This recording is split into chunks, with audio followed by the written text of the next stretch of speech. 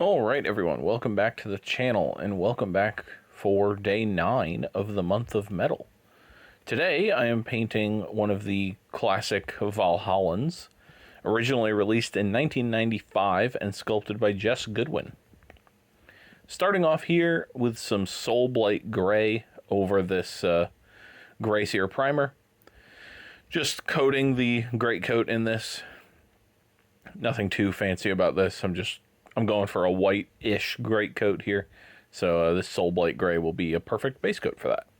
Then moving on to some Gray Castle from the Army Painter, and this I'm using for all the trim.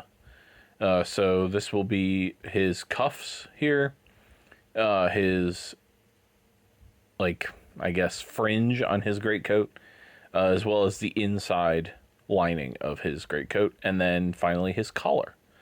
This probably doesn't show up very well on camera, kind of like painting white over white, but in person it is a slightly different color, especially different than the Soulblight Gray that we put on.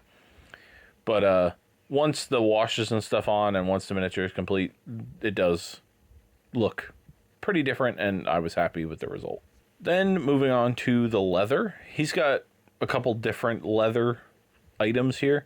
I decided to do all the belts and this pouch on his back with Reichland Flesh Shade. I ended up doing 2 coats of this because it is a shade paint, not a contrast paint, so it's a little lighter than a typical contrast paint. But once you do 2 coats, I think it looks just like any other contrast paint would, and I really like the color it gives, and it's a little bit muted, and so it goes well with this mostly white color scheme. Then for his blanket roll, I used Agros Dunes. Again, a pretty light color, sticking with the lighter theme here. We will have some darker stuff for a little bit of contrast, but I wanted to stick pretty light with the main parts of this miniature. So just Agros Dunes all over the blanket roll, being careful not to paint over the belts that are around the blanket roll, because Reichland Flesh Shade will not cover over Agros Dunes very well. Then I used some Andrea Black number 2 for his pants, his hat, and then I chose to paint this model as if he had gloves on. And so I also did the gloves in this. This is sort of like a bluish tinted gray almost. And it's the gray that I use on all my guard miniature pants. So I figured if I'm ever going to run these Valhallans with my other guard, I may as well make them sort of match. Even if that's not necessarily realistic in terms of the 40k universe, multiple regiments matching like that, I think it'll look cool, and that's usually my main goal when I'm painting miniatures. Then for his boots, as well as the fur on his hat, I used some snakebite leather. This basically is just, I needed another leather color. I already had 2. So I just found this one to be different enough from the other 2 that it'll work fine. And then, mostly out of laziness, I guess, I just also painted the fur this color.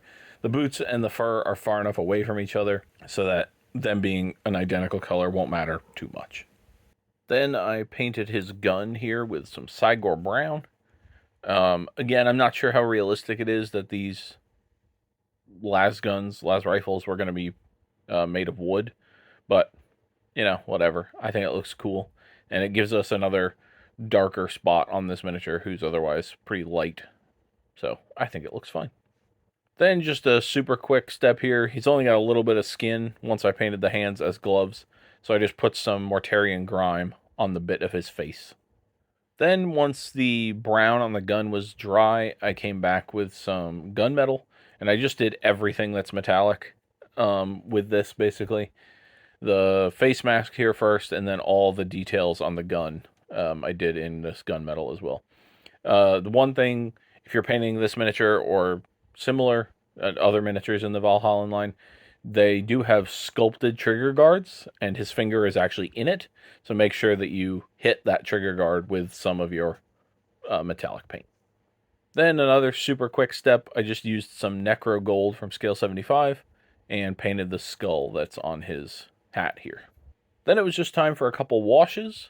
First, starting with Nuln Oil, I used this on the coat and on all the gray parts, just basically finding the sharp recesses and filling that in with Null Oil. I also used this on the seams, basically between the coat and something else. So where the belt meets the coat, or where the blanket roll meets the coat, or something like that. Just trying to get some more definition in this otherwise pretty bare white detail here. And then finally some Agrax Earthshade, and doing the exact same thing, but in this time on all the brown parts. So in the deepest recesses of the blanket roll, of the belts, around the hat, the boots, things like that. And then anywhere where one of those things comes in contact with the greatcoat.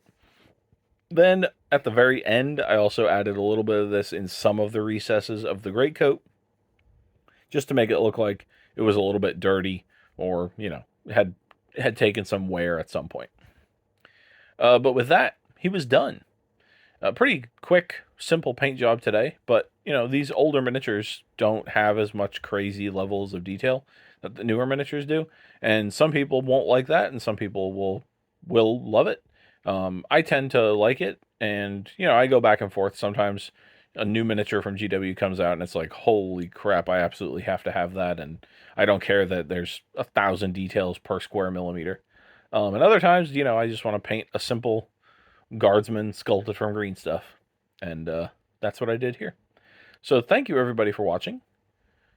If you enjoyed the video, I encourage you to hit the like button, subscribe to the channel, and I will see you tomorrow for day 10 of the month of metal.